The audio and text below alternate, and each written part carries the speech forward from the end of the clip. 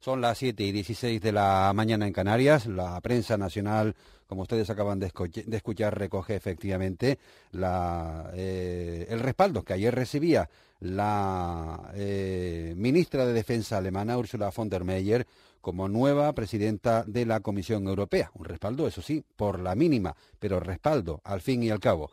Juan Fernando López Aguilar, eurodiputado del Partido Socialista. ¿Cómo está? Buenos días. Muy buenos días desde Estrasburgo. Bueno, estamos en el Pleno del Parlamento Europeo, efectivamente. La votación era secreta, pero díganos, ¿usted votó a favor o en contra de la señora von der Leyen?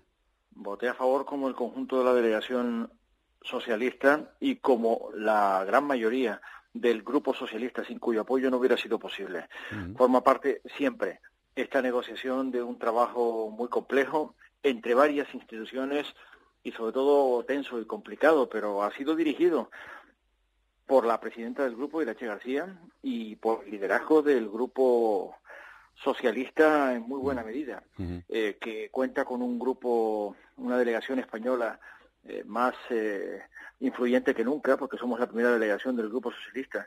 Para conseguir una mayoría europea en el Parlamento Europeo es imprescindible ahora sumar no solamente los votos del Grupo Popular y el Grupo Socialista, tradicionalmente los dos primeros grupos de la Cámara, sino buena parte también del Grupo Verde y de los liberales. Bien. Y ojalá seamos capaces de alcanzar también con esa mayoría a buena parte de los eurodiputados de Izquierda Unida. Pero era imprescindible formar parte de este gran acuerdo institucional para que la legislatura arrancara, teniendo en cuenta que ese es el acuerdo del Consejo y que no había ninguna otra alternativa, y que además va en el paquete de Borrell como ministro de Asuntos Exteriores. Déjeme que le pregunte, vamos por partes, señor López Aguilar, déjeme que le pregunte primero por qué votó a favor, porque efectivamente antes de que se produjera la votación en el Grupo Socialdemócrata no había unanimidad sobre si convenía o no votar a favor de la señora von der Leyen. Es un hecho que en su primera comparecencia hubo no solamente insatisfacción, sino protesta, porque von der Leyen expresaba el rechazo del Consejo al sostenimiento de un principio que hemos hecho nuestro en el Parlamento Europeo, el que se conoce en toda Europa como el de Spitzenkandidat, para que todo el mundo lo entienda, es que la persona que pueda ostentar la presidencia de la Comisión proceda directamente del mandato electoral, se haya presentado a las elecciones, haya sudado la camiseta y haya concurrido como candidato en todos los Estados miembros. Nosotros tenemos nuestro candidato, Frans Timmermans, el antiguo vicepresidente de la Comisión y ministro de Asuntos Exteriores holandés, que era el candidato de toda la familia socialdemócrata. Pero la ecuación ha sido imposible. Resulta de este acuerdo, von der Leyen, acompañada de Frans Timmermans como primer vicepresidente de la Comisión. Es cierto que el Grupo Socialista no ganó las elecciones en toda Europa, lo hicimos en España, pero en toda Europa la primera familia sigue siendo el Partido Popular. Y es cierto también que la señora von der Leyen ha asumido de manera expresa, de manera muy contundente, los compromisos esenciales, y así lo ha reconocido el propio Timmermans, de la propuesta socialista, del manifiesto socialista, es decir, del programa socialista para las elecciones europeas, que contiene una recuperación de la Europa social, una Europa globalmente relevante, una mirada humanitaria a la inmigración, por supuesto, igualdad, un combate frontal a toda forma de discriminación y, por supuesto, de violencia contra las mujeres, una comisión paritaria. Ha asumido el programa ecológico en su versión de máximos, de reducir la emisión de gases contaminantes e incorporar energías renovables, en modo que Europa sea un continente ecológicamente neutro, se denomina así, es decir, sin ninguna contaminación en el año 2050. Ha asumido la propuesta socialista y es por eso que la mayoría de los votos del Grupo Socialista finalmente han hecho posible su investidura. Muy bien, pero claro, aquí puede haber mucho de táctica, señor López Aguilar. Necesitaba el apoyo de los socialdemócratas, por ejemplo, para ser elegida presidenta de la Comisión Europea. Era un discurso obligado, aquello de que ha hecho de la necesidad virtud, tal vez, la señora von der Leyen. Sí, es así, no cabe la menor duda.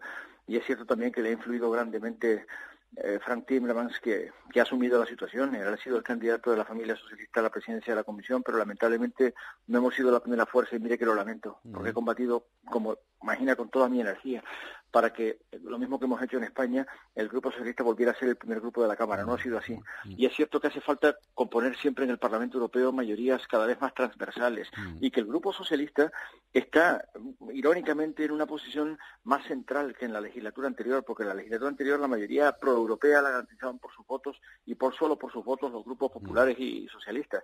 En cambio ahora hace falta extenderlo a los liberales, a los verdes y a buena parte de Izquierda Unida, con lo que el Grupo Socialista tiene una posición más central en el discurso.